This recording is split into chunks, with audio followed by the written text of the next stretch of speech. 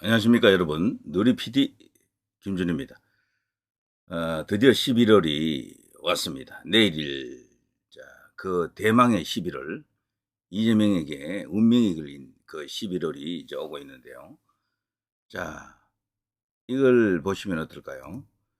자, 이재명을 제가 이 네이버에 이제 검색을 해보면 이재명 선거 이게 지금 가장 많이 이제 이게 거론이 되기 때문에 여기 연관 검색어로 제일 위에 올라와 있는 겁니다. 이재명 치면 이재명 선거 이제 11월에 두 개의 선거가 있잖아요. 공직선거법 그리고 위정교사 이 두 건인데요. 두 건 다 유죄가 될 가능성이 가장 크다. 아주 크다라고 그런 게 일반적인 법조계 판단이고요. 그 밑에 이제 이재명 검투세, 이재명 징역을 이제 이야기하는 사람들이 많다라는 이야기죠.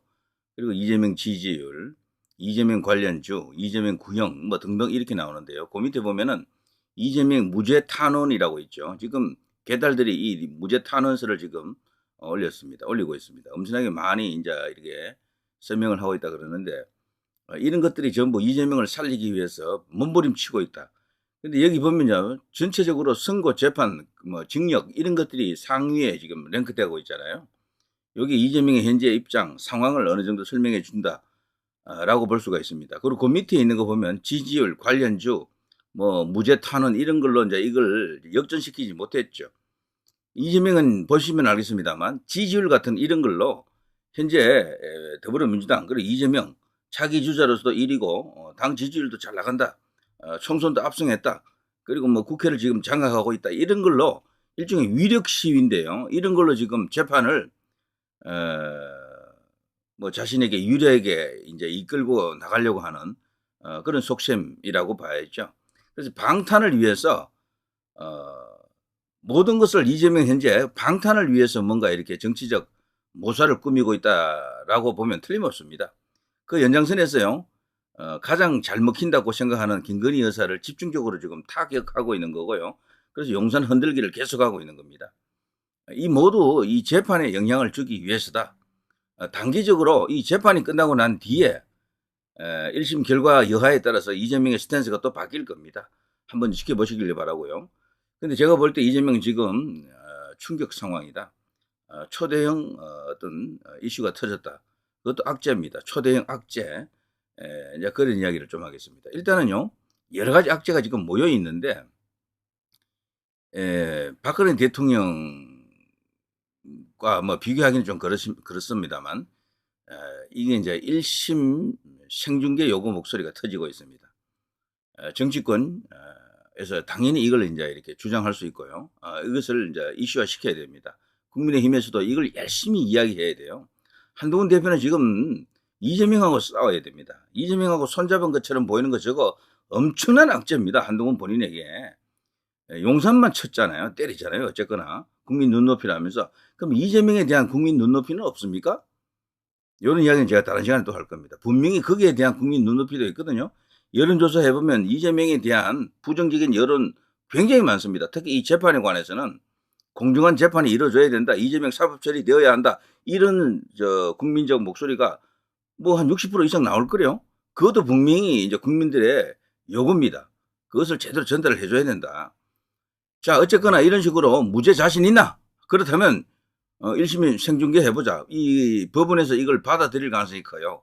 지금 이제 야권 인사죠. 전병헌. 이 사람은 이재명하고는 관계가 안 좋죠. 소위 이제 반명예에 가깝죠. 자, 이런 주장을 어쨌거나 야측에서 이제 주장을 하는 사람들도 있고 당연히 여당에서 이걸 받아가지고 화답을 해서 때려야 됩니다. 집중 타격을 해야 된다. 생중계 하자 그러면요. 거기에 이제 낱낱이 다 드러날 거 아닙니까? 국민들이 그 세부 내용을 더욱더 이렇게 명확하게 정말 실감나게 이제 접할 수가 있게 되는데 그 상황이 오면요. 이재명의 지지율을 떨어뜨리는데 엄청난 힘이 될 겁니다. 언론들이 그걸 다 이렇게 따놓고 나중에 두고두고 그걸 이제 이렇게 재생을 할 거니까요. 그렇게 되면 어마어마한 후폭풍이 일어난다. 저는 이것만 해도 이재명 쪽에서는 지금 패닉이다. 이거 자꾸 주장되는 거, 이거 저들이 절대 반기지 않습니다. 지금 민주당은 딴 거 없어요. 전부 이재명 방탄을 위해서 뭔가를 움직이고 있다. 그 연장선에서 아까 제가 말씀드린 이런 것 있잖아요. 이재명 관련주 지지율, 금투세, 무죄 탄원 이런 걸 어떻게든 이슈화시키려고 노력하는 거죠. 왜냐하면 저것이 자신의 방탄에 도움이 된다고 보기 때문에 그래요. 자, 그런데요. 지금 검찰 상황이 심상치가 않습니다. 서울신문의 사설에서 이걸 이제 거론했는데 이건 뭐 다른 언론에서도 다 다룬 겁니다. 법원장 압박하는 이 민주당. 계속해서 법원을 향해서 말이죠. 얼음장을 놓고 뭔가 이렇게 자신들이 칼을 뺄 수도 있다는 식으로 지금 떠들고 있는데요. 그 칼이라는 게 딴 게 없습니다. 탄핵이죠. 법관 탄핵. 그걸 벌써 할 수 있다라는 전제를 다 깔았죠. 이미 검사 탄핵까지 갔기 때문에 이제 법관 탄핵도 얼마든지 할 수 있다라는 뭐 합리적 그런 어떤 판단을 할 수가 있게 됐죠. 그래서 판사들이 이제 좀 벌벌 떨기를 그런 겁을 주는 그런 상황입니다. 그래서 이재명의 이제 판결을 앞두고요. 다급하다는 이야기죠. 그래서 이제 그런 이야기가 여기 적혀 있습니다. 사설에. 근데 이런 것은 이 자유민주주의 국가, 그것도 법치주의를 생명으로 하는 이 나라에서 있을 수가 없는 거죠. 이것도 일종의 재판에 대한 부적절한 영향을 행사하려는 재판 거래의 변형된 모습이다. 저는 그렇게 봅니다. 꼭 돈을 주고 뭐 뒤에서 회유 공작하고 이런 것만 재판 거래가 아니고요. 이런 것도 일종의 재판에 영향을 주려고 하는 거래다라고 저는 그렇게 봅니다. 이래놓고 나중에 무슨 짓을 할지 몰라요. 그래서 결과 이하에 따라서 그 판사에게 뭐 나중에 뭐 어떻게 또 해줄 수가 있잖아요. 자, 그런 것까지 고려한다 그러면 이거 심상치가 않다. 이런 이슈에 대해서 이 국민의 눈높이로 보더라도 이거는 말이 안 되는 거예요. 검찰의 사건 조작을 고발한다. 검찰공화국 대한민국 저자들과 검찰 독재 대책 간담회라고 했습니다만 이 사진을 걸어놓고 서울신문에서 왜 이런 사설을 이렇게 국민들에게 이제 보여주고 있겠습니까? 이들이 진짜로 노리는 것은 검사도 검사지만 현재는요. 이재명은 기소가 됐기 때문에 검찰보다는 법원이에요. 검찰의 관심이 현재 법원 쪽으로 넘어갔다라고 봐야죠. 그래서 지금 기소가 안 된 상황이면 이 검찰하고 뭐 이 대거리 하는 게 맞죠. 그렇지만 이것은요. 일종의 이제 승동격수입니다. 검찰 때리는 것은 전부 저쪽 법원을 겨냥한 것이다. 이렇게 봐야죠. 법원을. 그래서 법원 니들 무섭지. 응? 이재명 대표 뭐 이렇게 유죄 선고하면 너 박살날 줄 알아. 뭐 이런 식으로 지금 위협을 하는 겁니다. 법원에서 이걸 모르겠습니까? 자, 그런데 우리 법원이 지금 어떤 것입니까? 이거 보십시오. 이재명 재판부 변경 검토. 이재명 재판부 변경 검토를 요구하는 그 재판이 있죠. 대북 송금권 관련해서 그런데요. 수원 법원장이 여기에 대해서 단호하게 잘라버렸습니다. 그것은 받아들일 수 없습니다. 재척 사유가 못 됩니다. 이재명 재판 그리고 이화영 재판장이 똑같잖아요. 바로 이 사람이죠. 김세윤 수원지방법원장이죠. 이분도 참 대단한 것 같아요. 자, 야당 의원들, 더불어민주당 의원들이 이화영 유죄 때린 그것도 무려 9년 6개월입니다. 이화영은요. 이재명의 부하였잖아요. 이재명이 도지사고 이화영은 부지사였거든요. 이화영이 모든 책임을 지고 들어간다라고 보기가 굉장히 어렵잖아요. 이화영과 이재명 사이에는 분명히 보고 체계가 살아 있었다고 보는 게 합리적이지 않습니까? 현실적이고. 자, 그렇다면요. 둘의 관계가 어떻게 정리되는가 하면은 이화영은 종범이에요, 그냥. 주범, 정범은 이재명이 되는 거죠. 그러면은 주범과 종범 사이에 이 형량이 어떻게 됩니까? 이화영이가 9년 6개월이면 이재명은 최소 10년 훨씬 넘는다는 얘기죠. 그 사건에서 똑같아요, 사실은 둘은. 그래서 그걸 입증하기가 굉장히 쉽거든요. 이화영 재판에서 이미 다 나왔어요. 근데 마침 판사도 같은 판사네. 이재명으로서는 이 뒤집어지는 거죠. 이 선고가 내년에 이게 사실은 하이라이트일 것 같아요. 제 생각에는. 이거는 말이죠. 만일에 이재명이가 유죄 선고만 된다 그러면 무조건 법정 구속입니다. 가령 1심에서 징역 15년 이렇게 떨어졌는데 그거 법정 구속 안 할 수가 있습니까? 징역 15년짜리를. 이재명이 벌벌 떨고요. 패닉 상태로 이제 들어갈 수밖에 없는 겁니다. 그래서 이번에 11월에 있는 두 개는 법정 구속이 가능성은 있지만 확률상으로 봐서는 1심인데다가 형량 자체가요.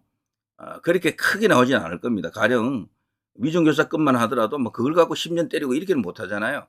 그래서 기본적으로 1심에서 유죄 선고가 나더라도 법정 구속 같은 것은 기대사항, 희망사항이긴 하지만 가능성을 놓고 볼 때 법조계에서도 그렇게 높게 안 보는 사람들이 많더라고요.